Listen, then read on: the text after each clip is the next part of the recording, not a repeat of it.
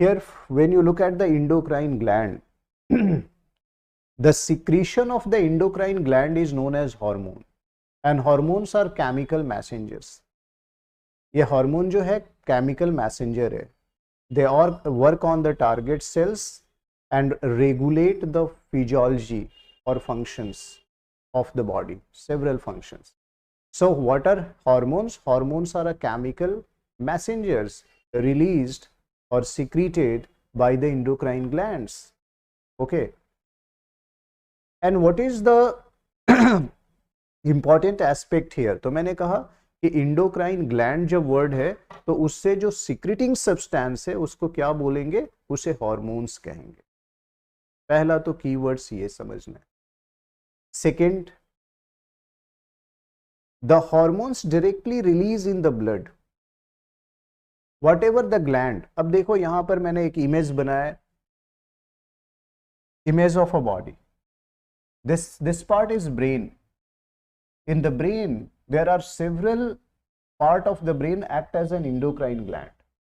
Brain का बहुत सारा पार्ट जो है वो endocrine gland का काम करता है. जैसे एक पार्ट है हाइपोथैलेमस, ठीक है.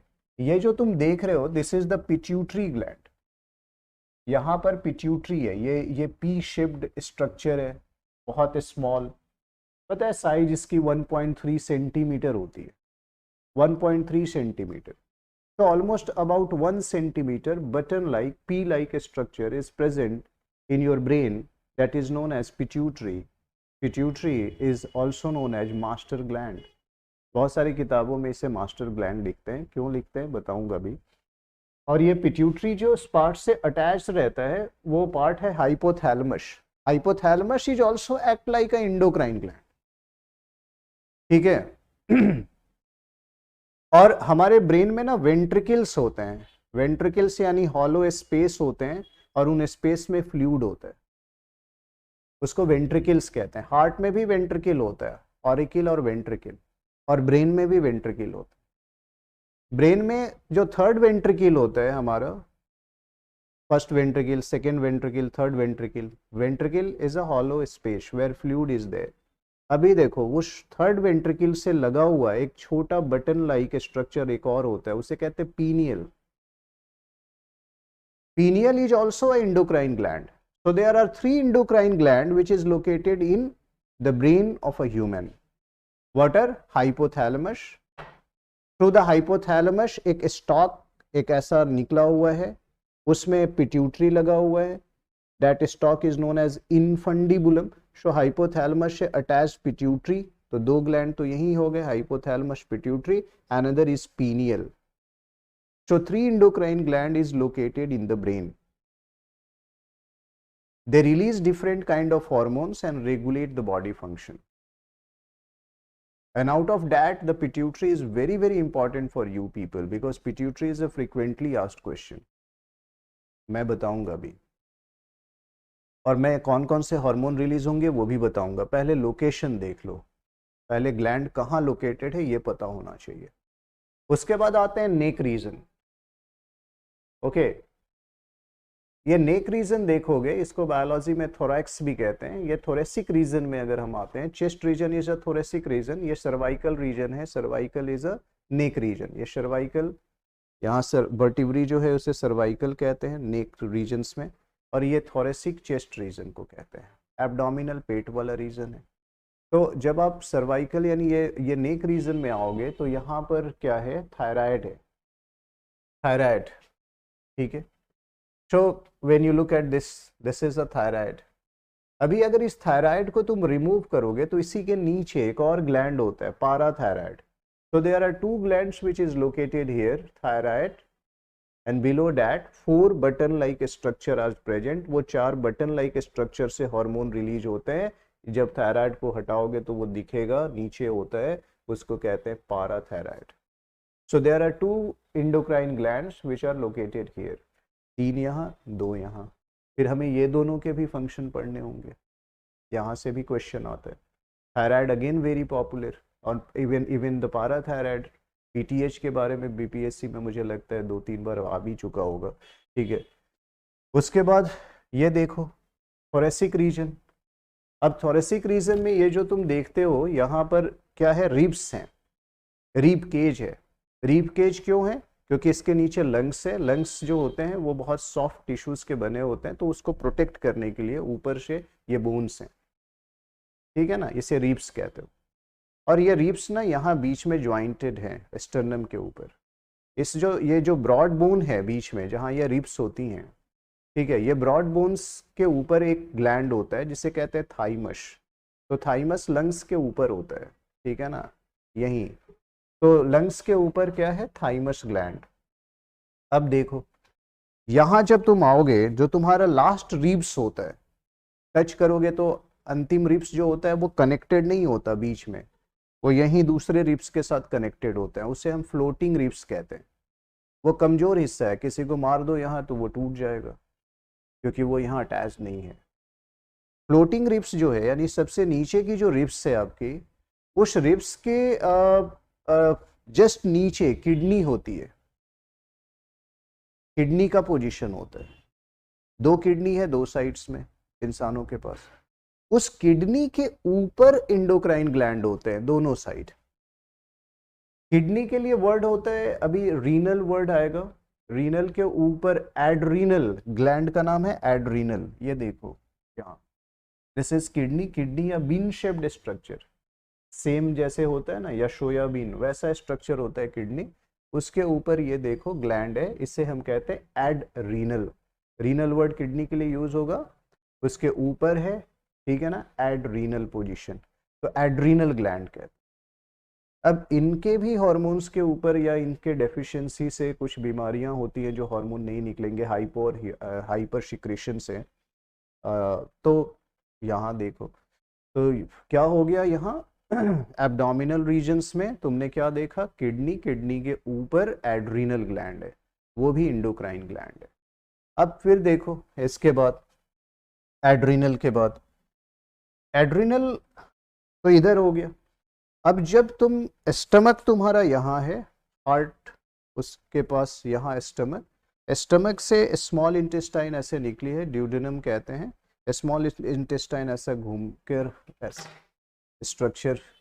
अभी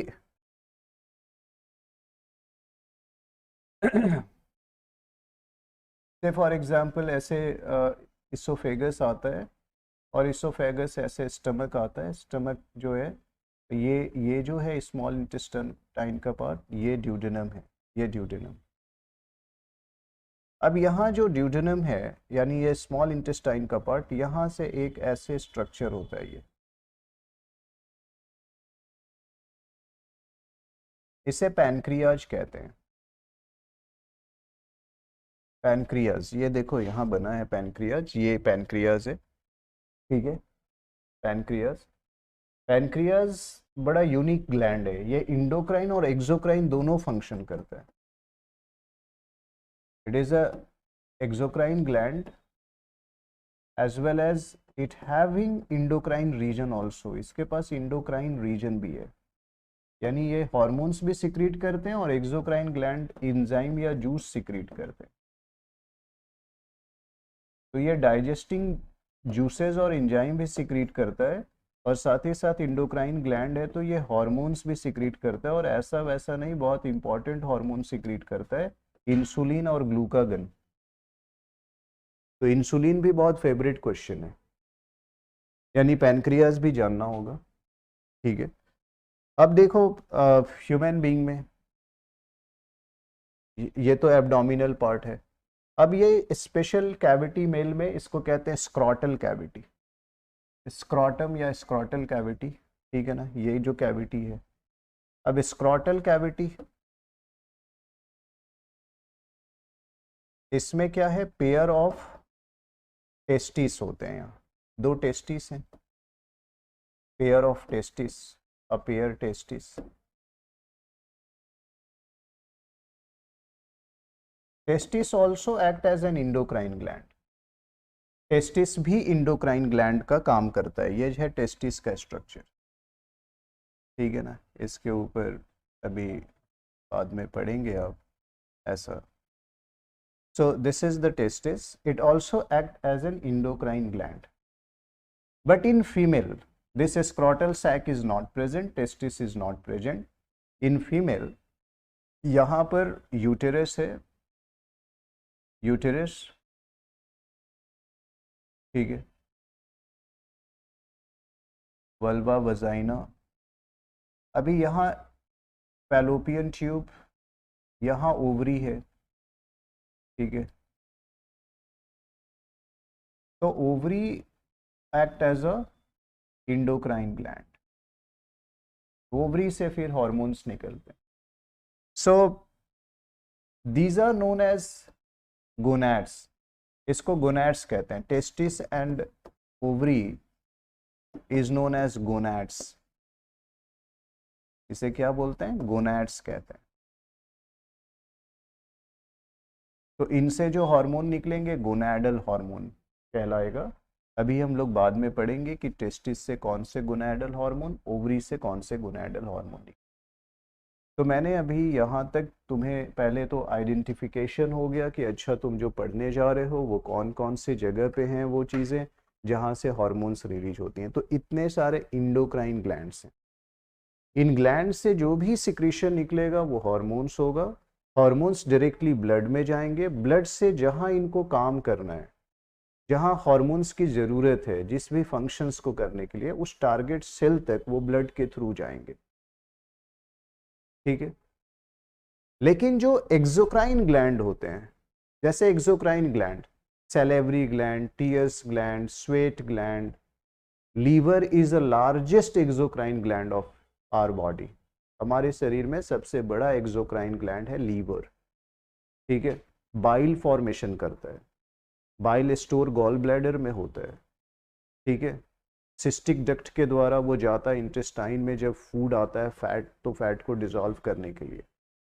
तो जितने भी exocrine, pancreas both act as a exocrine and endocrine, ठीक है। तो जितने भी एक्सोक्राइन ग्लैंड्स हैं वो ट्यूब या डक्ट के थ्रू उनके जो सिक्रीशन है वो टारगेट सेल तक, टारगेट टिश्यूज तक जाते हैं जहां उनको काम करना है। वो ब्लड में डायरेक्ट नहीं जाते, वो ट्यूब के द्वारा, उनके लिए स्पेशल ट्यूब बनी हुई है, उसी के थ्रू सिक्रीशन पहुंचता है टारगेट सेल्स तक। जैसे बाइल की ज़रूरत फैट को डाइजेस्ट करने के लिए है, तो फैटी फूड्स जब इंटेस्टाइन में इंटर करेगा तो बाइल जो है वो बाइल डक्ट के थ्रू, बाइल डक्ट के थ्रू वो बाइल आएगा और वहां आकर एक्ट करेगा। तो ये एक डिफरेंस है जो बहुत क्रूशियल डिफरेंस है।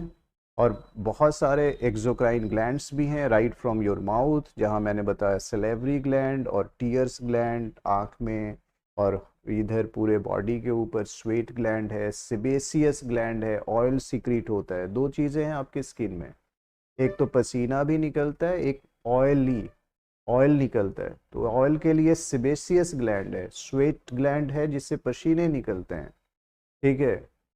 तो बहुत सारे ग्लैंड है। फिर मैंने कहा लीवर सबसे बड़ा है, पैनक्रियाज उससे छोटा साइज का है, बट वो भी लार्ज होता है, साइज देख ही रहे हो पैनक्रियाज, ठीक है। तो these are the difference between exocrine and endocrine gland. Am I clear? इतनी बात समझ आई? Yes or no? Good. Now let's understand. Let's start with the introduction.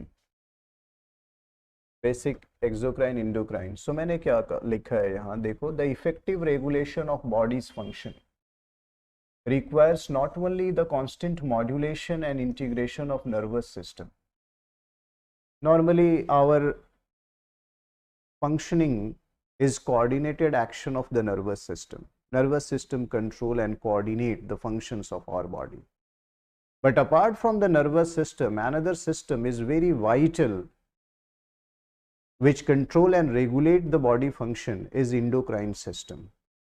तो दूसरा system है endocrine system.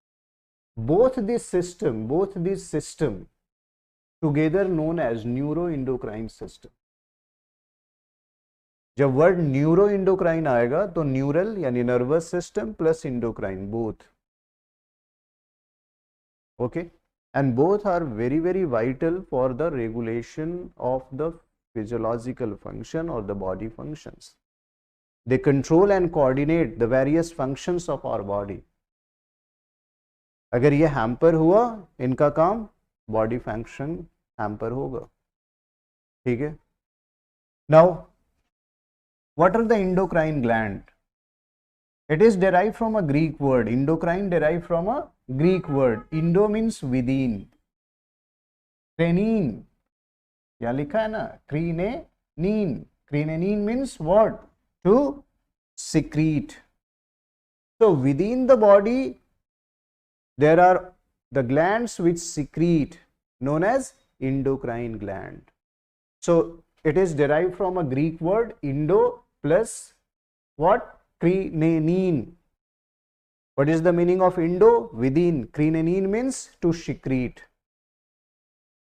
So within the organism, not only the human being, but within the different organism, what? The endocrine gland present, which secrete what?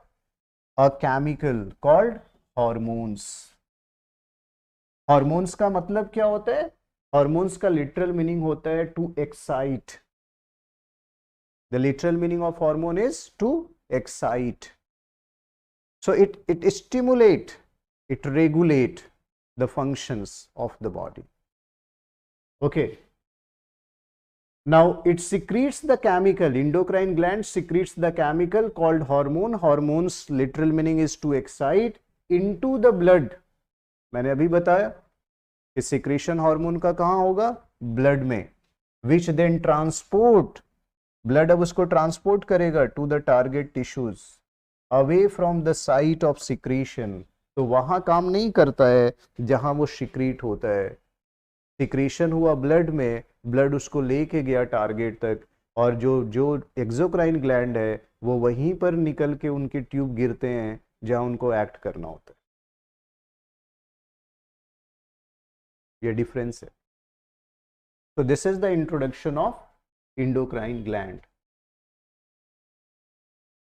Now again I had make a chart here of the various glands and the hormones. Say pituitary, यहाँ major hormone लिखा है, आगे detail पढ़ेंगे. Growth hormone, anti diuretic hormone, gonadotropin, thyroid, thyroxine, T3 T4.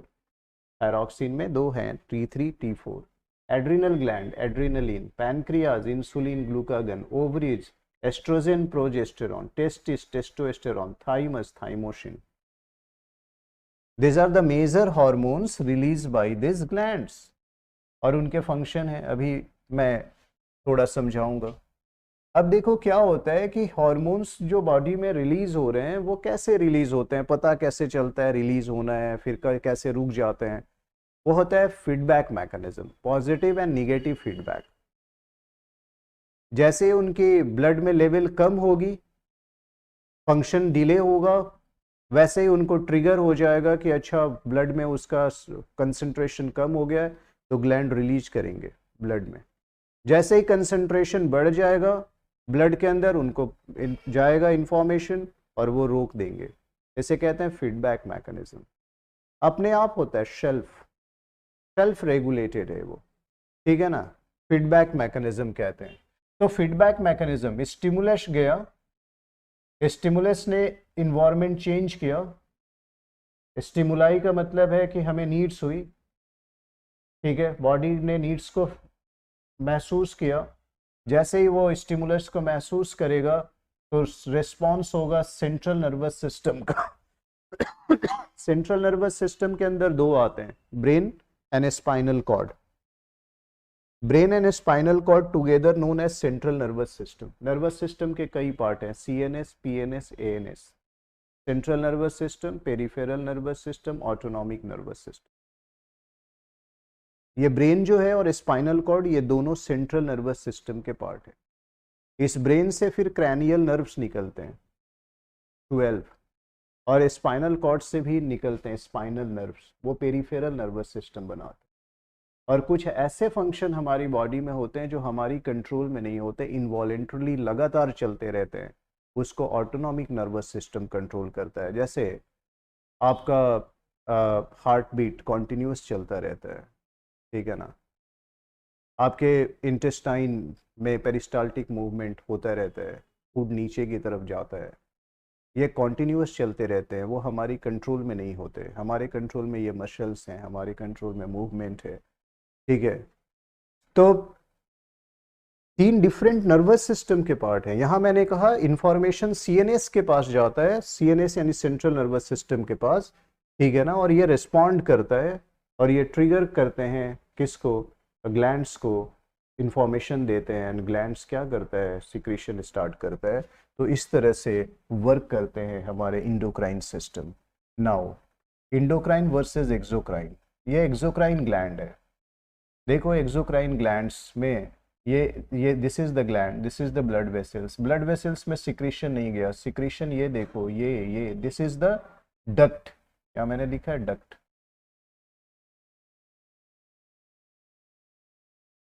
So glands, these are the glandular tissues. Tissues are the group of cells. These are the group of cells which are known as tissues. The glands, these are the glandular tissues. They secrete the substances. इसमें secretion हुआ, secretion यहाँ पे ये देखिए, ये tube है, ये duct है।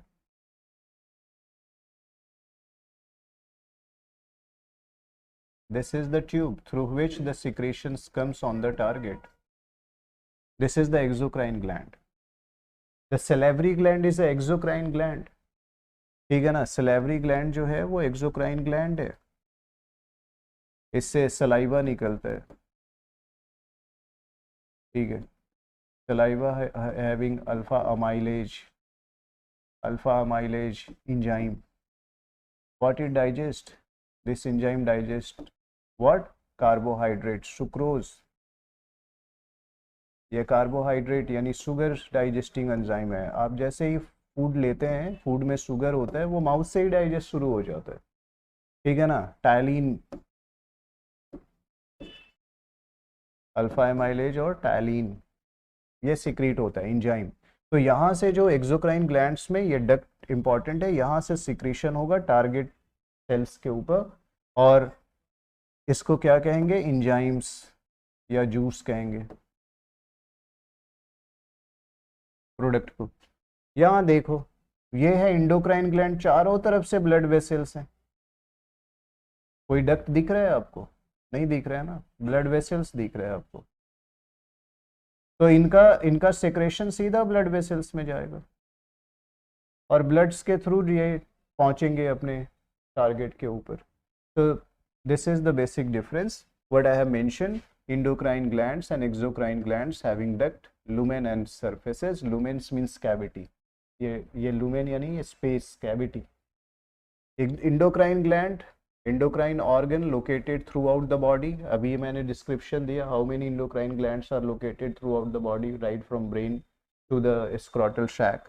Then action mediated all the tissues, it acted along all the tissues throughout the body, and control of the endocrine system through the feedback mechanism. इन्हें खुद self पता लग जाता है with coordination. They release the chemical messenger or hormones release करते हैं, chemical messenger है hormones, and directly in the blood. This is the difference between the exocrine and endocrine. Okay, now when you look at hormones, अब ये gland से इससे hormones निकला, ठीक है। ये एक्सोक्राइन से तो जूस निकलते हैं, फ्लूइड निकलता है, पर इंडोक्राइन से हार्मोन्स निकलते हैं। अब इंडोक्राइन से जब हार्मोन्स निकलते हैं, hormones are what, I had defined the hormones. Hormones literal meaning is what, to excite. Hormones are the chemical messengers secreted by the endocrine gland specific to the target, activated the cellular change, and these are of 4 different chemicals types. यहां तक तो मैंने बता दिया है पहले ही। अब ये 4 तरह के होते हैं हार्मोन्स, यानी हार्मोन्स 4 चीजों के बने होते हैं। कुछ हार्मोन्स अमीन होते हैं, एमिनो ग्रुप होता है उनमें, वो अमाइन होते हैं। तो few hormones are having amino group, ठीक है, एमाइन, जैसे इपिनेफ्रिन। अभी मैं बताऊंगा इपिनेफ्रिन कहाँ से रिलीज होगा। Epinephrine, nor epinephrine. Epinephrine is a amine, इसका केमिकली ये एमाइन है, इसमें NH2 ग्रुप है, देखो प्रोस्टाग्लैंडिन मैंने बताया था जहां इंजरी होती है, इन्फ्लेमेशन होता है, स्वेलिंग होती है, वहां प्रोस्टाग्लैंडिन रिलीज होता है. प्रोस्टाग्लैंडिन इज केमिकली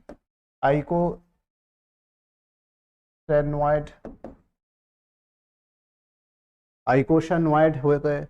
ये कैसे बनता है? फैटी एसिड से बनता है. मैंने बताया था आर्केडियोनिक एसिड से बनता है, ठीक है ना.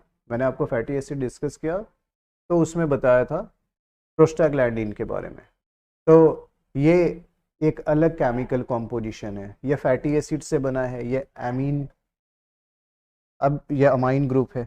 कुछ स्टेरॉयड होते हैं. Steroids are lipids, complex lipid. ये देखिए, ये टेस्टोस्टेरोन हार्मोन का स्ट्रक्चर है जो मेल से सिक्रीट होता है, मेल के टेस्टिस से सिक्रीट होता है, ठीक है ना. टेस्टोस्टेरोन ये स्टेरॉयडल हार्मोन है. Complex lipid is steroid.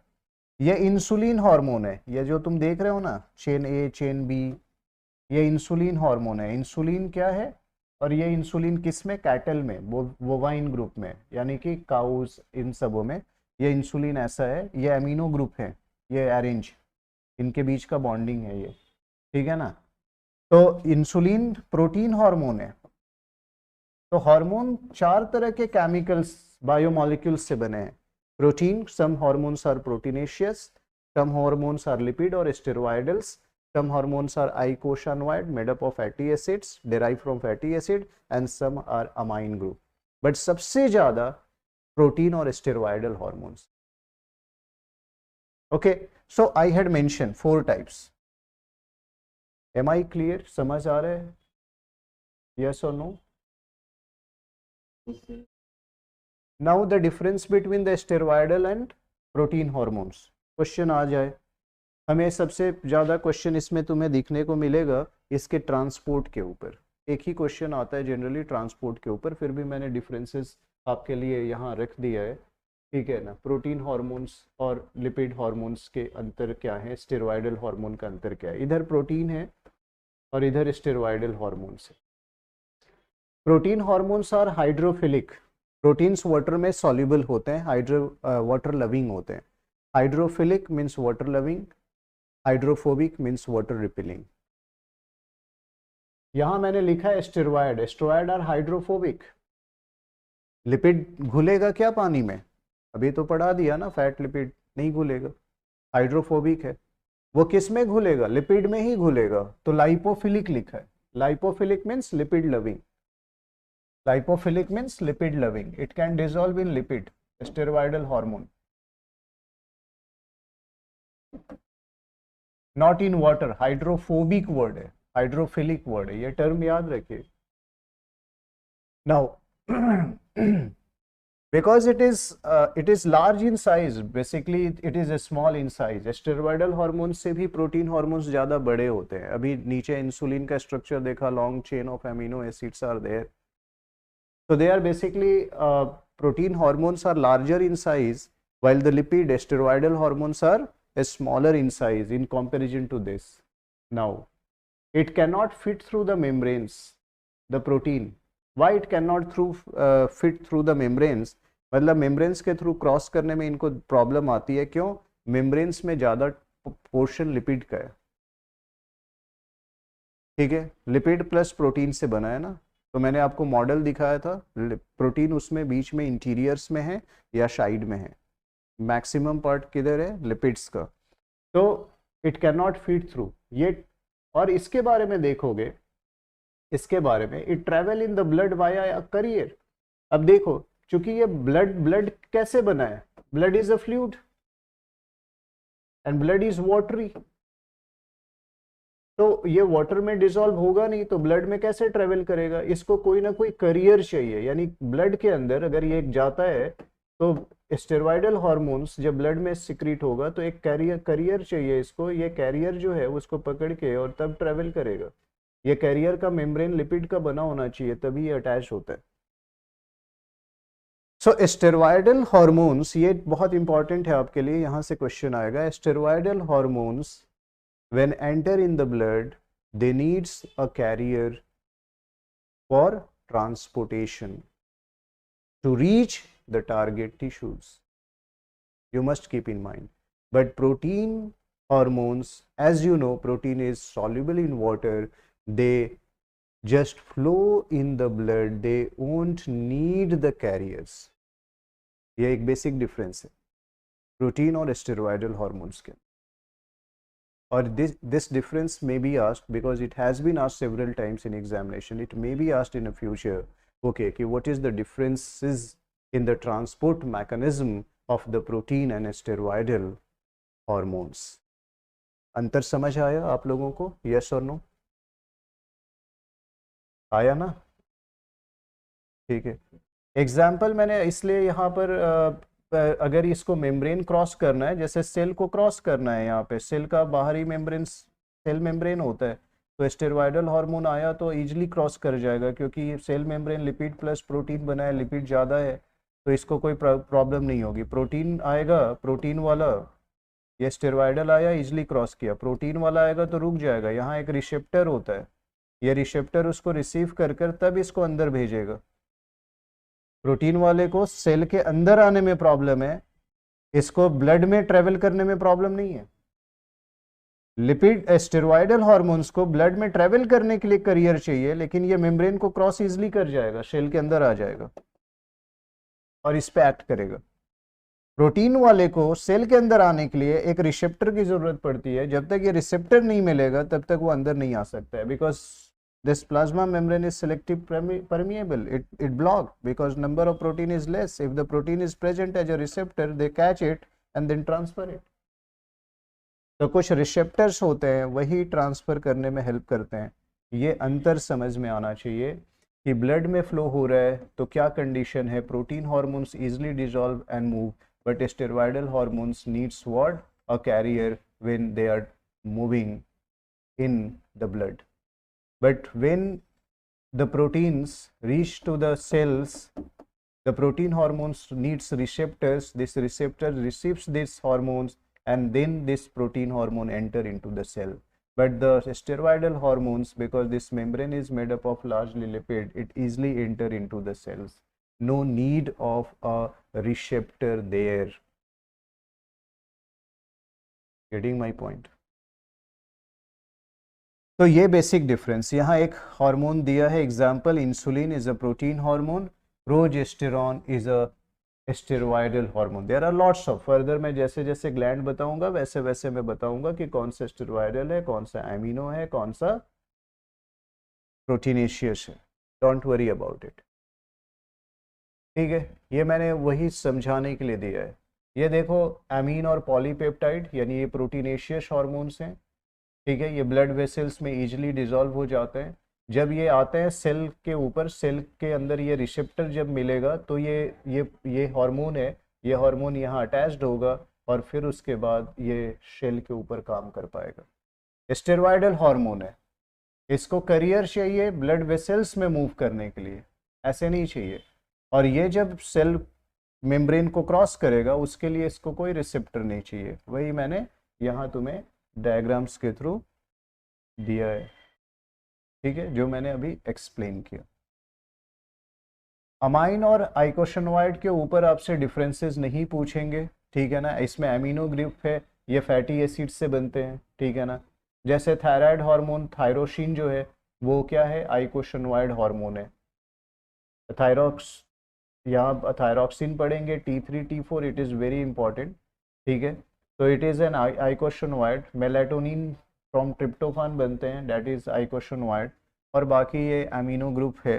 ठीक है ना, कैटकोलामाइंस. ठीक है, from the tyrosine is a. तो इसके ऊपर ज़्यादा नहीं, प्रोटीन और स्टेरॉयड दिमाग में रखो, उसके ऊपर क्वेश्चन आएगा ट्रांसपोर्ट. अब now this is the first endocrine gland I am going to discuss today is hypothalamus. This is the region of brain. Here it is hypothalamus. ठीक है, look at here. ये देखो,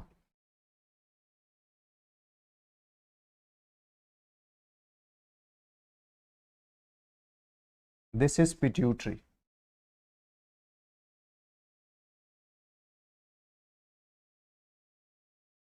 Now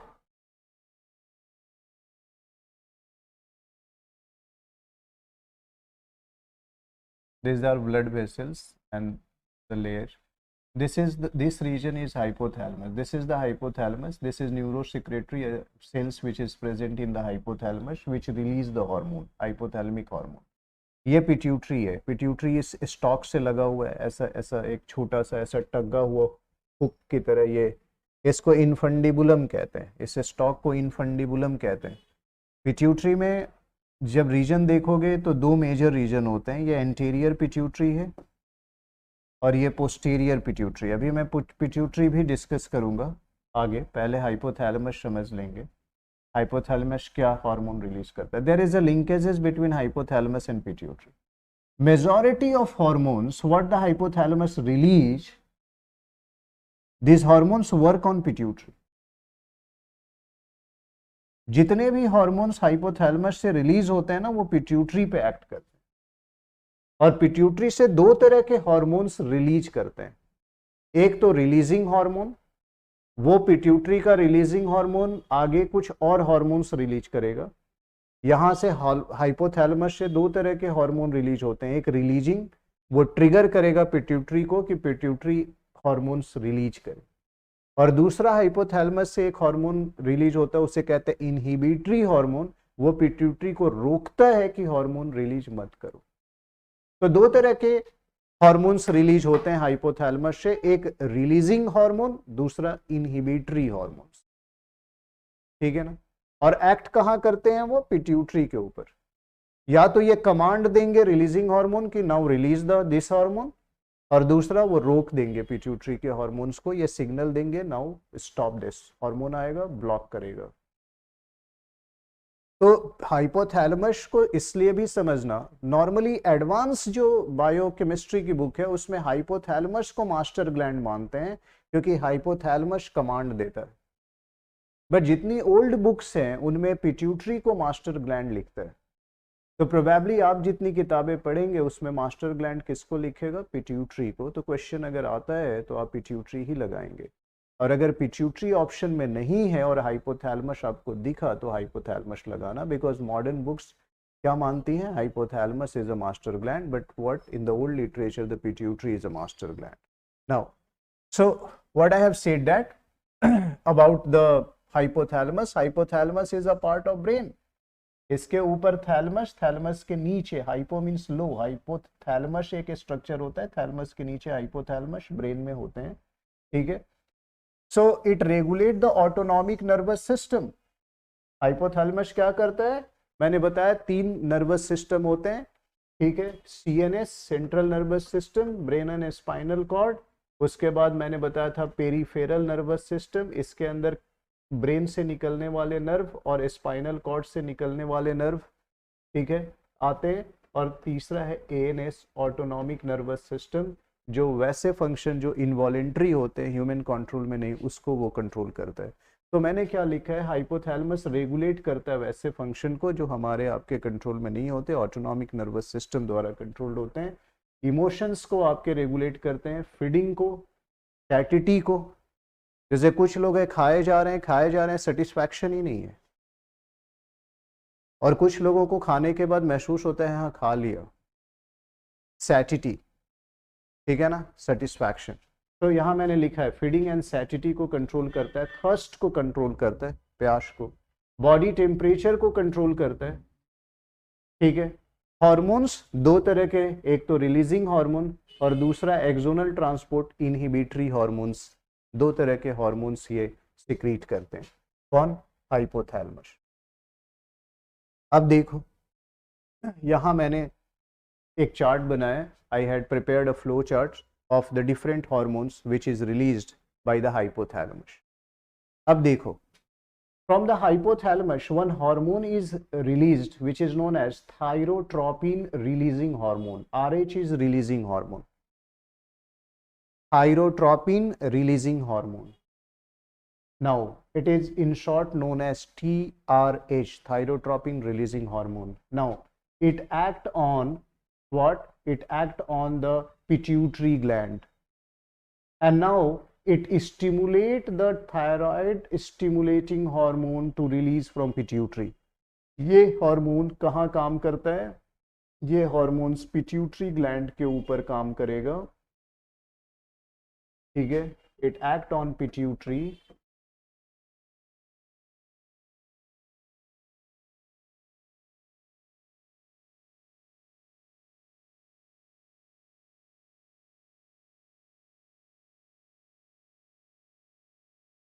pituitary gland and it stimulate the release of thyroid stimulating hormone। ये thyroid stimulating hormone जब pituitary release करेगा तब thyroid gland से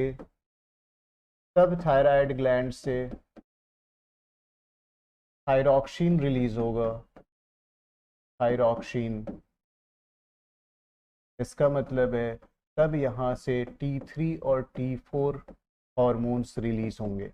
thyroid से तब तक हार्मोन रिलीज नहीं होगा जब तक TSH आकर थायराइड पे काम न करे। TSH कहाँ से रिलीज होते हैं? पिट्यूटरी से। ये तब रिलीज होंगे जब हाइपोथैलेमस से TRH रिलीज होगा। देखो कैसे लिंक्ड है।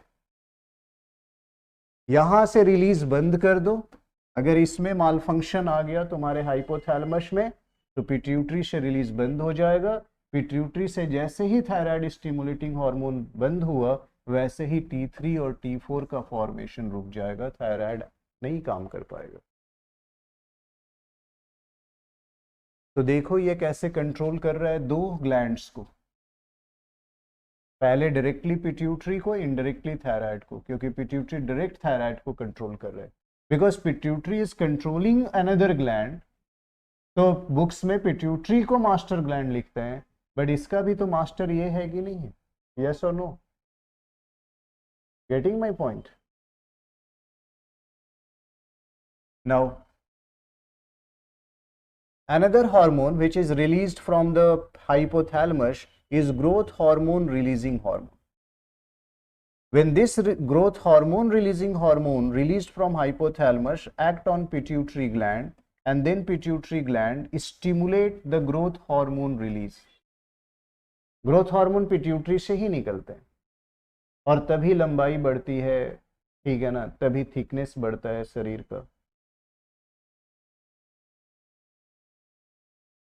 इसके साथ साथ ये ग्रोथ हार्मोन इनहिबिटरी हार्मोन भी रिलीज करता है। अगर पूरी जिंदगी ग्रोथ हार्मोन रिलीज होता तो आपकी यूकलिप्टस वाली हाइट हो जाती। इंसानों की हाइट भी यूकलिप्टस की होती ना, वो पूरे जिंदगी बढ़ता रहता, तो पूरे जिंदगी ही नहीं बढ़ता रहता। यानी इनहिबिटरी हार्मोन निकलते होंगे तभी तो इंसान की हाइट रुक जाती है या एनिमल्स की हाइट रुक जाती है। तो इनहिबिटरी हार्मोन भी रिलीज करते हैं। ये पिट्यूटरी पे जब एक्ट करेंगे तो क्या होगा? ग्रोथ हार्मोन का रिलीज इनहिबिट हो जाएगा, रुक जाएगा, स्टॉप हो जाएगा। फिर देखो gonadotropin releasing hormone. Gonad word किसके लिए है? टेस्टिस और ओवरी के लिए। Gonadotropin releasing hormone pituitary gland के ऊपर काम करेगा। ये स्टिमुलेट करता है रिलीज को FSH और LH। FSH और LH दो हार्मोन्स हैं जो पिट्यूटरी से निकलते हैं। इसका नाम है फॉलिकल स्टिमुलेटिंग हार्मोन। ये फॉलिकल स्टिमुलेटिंग हार्मोन जब पिट्यूटरी से रिलीज होता है और जब ये टेस्टिस के ऊपर काम करता है तो टेस्टिस से स्पर्म बनते हैं। सेल्स जो है ना टेस्टिस के, मियोस्टिक सेल डिवीजन के बाद स्पर्म बनाते हैं। और FSH जो है ये ओवेरियन फॉलिकल, ओवरी में फॉलिकुलर सेल्स होते हैं, उनको ग्रो कर ओवरी के सेल्स को और ओवा बनाता है। ये स्पर्म और ओवा नहीं बनेगा तो अगला जनरेशन ही नहीं आएगा। इसके लिए फॉलिकल स्टिमुलेटिंग हार्मोन रिलीज होना जरूरी है पिट्यूटरी से, और पिट्यूटरी के ऊपर तब तक ये रिलीज नहीं होगा जब तक gonadotropin releasing hormone hypothalamus release ना करे, ठीक है ना। उसके बाद LH का फंक्शन बताऊंगा। LH मेंटेन करता है ओवरी से, जब ओवा रिलीज हो जाता है तो एक स्ट्रक्चर बनाता है कॉर्पस ल्यूटियम। ओवरी से जब ओवा रिलीज होगा तो जो एक स्पेस बनेगा वहां पे उस स्पेस को कॉर्पस ल्यूटियम कहते हैं। ये तब तक मेंटेन रहता है जब तक प्रेगनेंसी के चांसेस होते हैं, ठीक है ना। इससे हार्मोन्स निकलते हैं, प्रोजेस्टेरॉन, उस ओवरी से। उसके लिए ये ल्यूटिनाइजिंग हार्मोन बहुत जरूरी है। तो ये ओवरी और टेस्टिस से रिलीज होने वाले हार्मोन के लिए पिट्यूटरी रिलीज करता है। FSH LH के ऊपर भी क्वेश्चन आता है लेकिन इसके रिलीज के लिए हाइपोथैलेमस, तुम देखोगे पिट्यूटरी को ये कंट्रोल करता है। आगे देखो, prolactin releasing hormone stimulate the prolactin, ठीक है। अब देखो प्रोलैक्टिन अभी क्या करेगा, स्टिमुलेट करेगा प्रोलैक्टिन को। अब जान, अभी इसके रिलीज के कारण मिल्क सिक्रीशन, मिल्क इजेक्शन होता है, ठीक है। ब्रेस्ट फीडिंग मदर प्रेगनेंसी के बाद कैसे मिल्क रिलीज होता है, मेमोरी ग्लैंड को पता कैसे लगता है कि अच्छा बच्चे को दूध पिलाना है, मदर को फीड करना है, हार्मोन रिलीज होते हैं, डेट कंट्रोल। अब जब उसकी जरूरत नहीं है तो इनहिबिटरी हार्मोन डालता है, इनहिबिट द प्रोलैक्टिन रिलीज। आगे मैं और भी बताऊंगा। फिर देखो एड्रीनोकॉर्टिकोट्रॉपिक रिलीजिंग हार्मोन,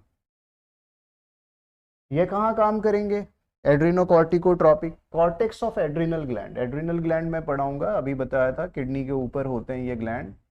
इसमें भी दो पार्ट होते हैं, बाहरी पार्ट कॉर्टेक्स, अंदर पार्ट मेडुला, इसके ऊपर काम करते हैं ये। पिट्यूटरी का जो ये अभी ये डायरेक्ट इस पे काम नहीं करेगा, ये रिलीजिंग हार्मोन पिट्यूटरी पे काम करेगा। पिट्यूटरी से एसीटीएच हार्मोन रिलीज होंगे, एड्रीनोकॉर्टिकोट्रॉपिक हार्मोन, एसीटीएच हार्मोन। ये एसीटीएच हार्मोन काम करेंगे यहाँ पर और इससे रिलीज होगा हार्मोन्स, एड्रिनल से रिलीज होगा हार्मोन, ठीक है ना। वहाँ से भी रिलीज होते हैं एंड्रोजन, ठीक है, कॉर्टिसोल, कॉर्टिकोस्टेरॉन, बहुत इंपॉर्टेंट हार्मोन्स हैं वो, पढ़ेंगे आगे। अगर ये नहीं रिलीज हुआ तो पिट्यूटरी इसे रिलीज नहीं करेगा, फिर ये नहीं होगा। Melanocyte stimulating hormone releasing hormone, stimulate the melanocyte stimulating hormone MSH from the pituitary, ये पिट्यूटरी से निकलता है, इसको ये एक्टिव करता है। मेलेनोसाइट क्या करता है, हमारे स्किन्स में पिगमेंटेशन करता है। जो स्किन का कलर ब्लैक होता है ना, जानते हो किसी लोगों को वाइट वाइट पैचेज होते हैं, देखा होगा, एल्बिनिज्म कहते हैं, ठीक है ना। जब वाइट वाइट पैचेज होता है तो उसमें दो तरह के होते हैं, एक तो लेप्रोसी जिसमें ये डिजिट्स खत्म होने लगते हैं, टूटने लगते हैं, जिसको कोढ़ कहते हो, वो एक अलग बीमारी है, सेंसेशन खत्म हो जाती है। लेकिन एक ऑटो इम्यून डिसऑर्डर होता है जिसमें मिलेनिन का शरीर में फॉर्मेशन नहीं होता, तो इधर उजला हो जाएगा, स्किन वाइट होने लगता है। आपकी कलर जो है मिलेनिन से है, मेलानिन जिनमें ज़्यादा है उनका डार्क स्किन है, जिनमें कम है उनका ब्राउन स्किन है, जिनका बहुत कम है उनका वाइट स्किन है। ये मेलानोसाइट स्टिमुलेटिंग हार्मोन्स को रिलीज करने वाला हार्मोन हाइपोथैलेमस से है, एमएसएच रिलीजिंग हार्मोन, पिट्यूटरी से एमएसएच रिलीज होगा तब जाके मेलानिन का फॉर्मेशन होगा, ठीक है ना। और उसी तरह इनहिबिटरी हार्मोन रोकता है, रोकेगा तो कलरिंग नहीं होगी स्किन्स की, मेलानिन का फॉर्मेशन अफेक्ट होगा। तो ये सारे हार्मोन्स थे किससे रिलीज होने वाले, ये सारे हार्मोन्स थे रिलीज होने वाले हाइपोथैलेमस से। मैं अभी पिट्यूटरी स्टार्ट करूँगा तो नहीं हो पाएगा, क्योंकि पिट्यूटरी से बहुत इंपॉर्टेंट हार्मोन्स निकलेंगे। पहले तो इंटीरियर रीजन से ही 8 हार्मोन निकलेंगे, उनके फंक्शंस, जिसमें से 2-3 तो बहुत रेगुलर पूछता है, जैसे ACTH या LH या FSH या ग्रोथ हार्मोन। फिर मैं ग्रोथ हार्मोन्स और फिर पोस्टीरियर पिट्यूटरी के दोनों हार्मोन इंपॉर्टेंट है, क्योंकि वो भी फ्रीक्वेंट पूछते हैं। ग्रोथ हार्मोन नहीं कम निकलेगा तो ड्वार्फ होगा, ज़्यादा निकलेगा जाइगेंटिक पर्सन होंगे।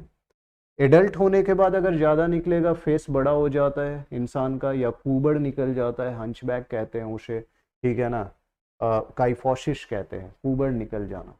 एडल्ट्स में अगर ज़्यादा ग्रोथ हार्मोन सिक्रीट हो गया तो पूबड़ निकल जाएगा यहाँ पर, ठीक है, उसे काइफोसिस कहते हैं बीमारी को। या क्या होगा, एक्रोमेगेली, फेस लंबा होने लगता है, हाइट नहीं बढ़ेगी, ठीक है।